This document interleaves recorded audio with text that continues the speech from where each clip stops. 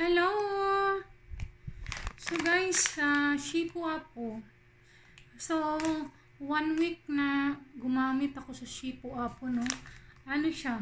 Medyo effective siya sa ako, For me, effective. So, ada si Shipu Apo.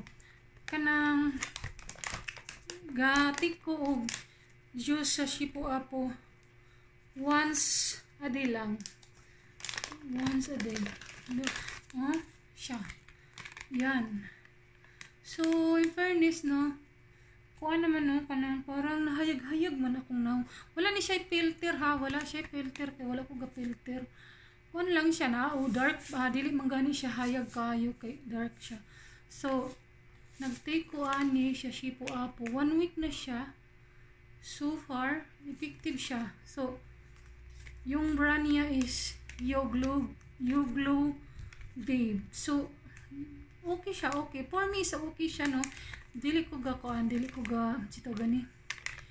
Kanang, yun na, super endorse. Hindi naman tayo binabayaran, di ba?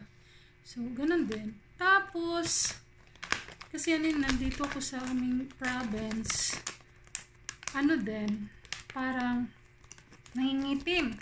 So, nag-use din ako ng Yoglo soap. And fairness, okay din. Yoglo soap. So, yung naubos ko is parang, ano na yung naubos ko? Parang 3 na. So, 2 na lang yung natira.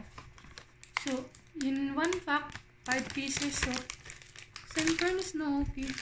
Yun na. Sign of aging. So, kailangan natin protection sa ano natin.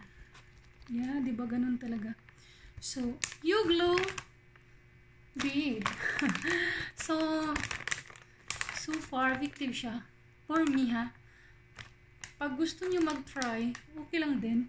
Yung, hindi pa ako nagtawag nito, nag-cleansing. Dati, yung ginagamit ko na toner is yung Beauty Wise. Yung Beauty Wise, mahafdi sa mukha. So, ni-stop ko.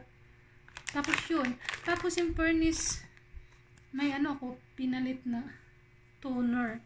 Yung toner ni Mother Lu. Maganda yung toner na ginamit ko kay Mother Lu. Kasi hindi po siya mahafdi. Yun na ito. Kay Mother Lu. Yan. So, effective siya for me. SY Glow. Yan. So, gusto ko yung hindi mahafdi. Yan lang. So, try nyo, baka hiyang kayo. Pahiyang-hiyang lang yung mga cosmetics. Baka ito, yang sa akin, baka sa inyo din. Ganon. So, thank you for watching. Bye!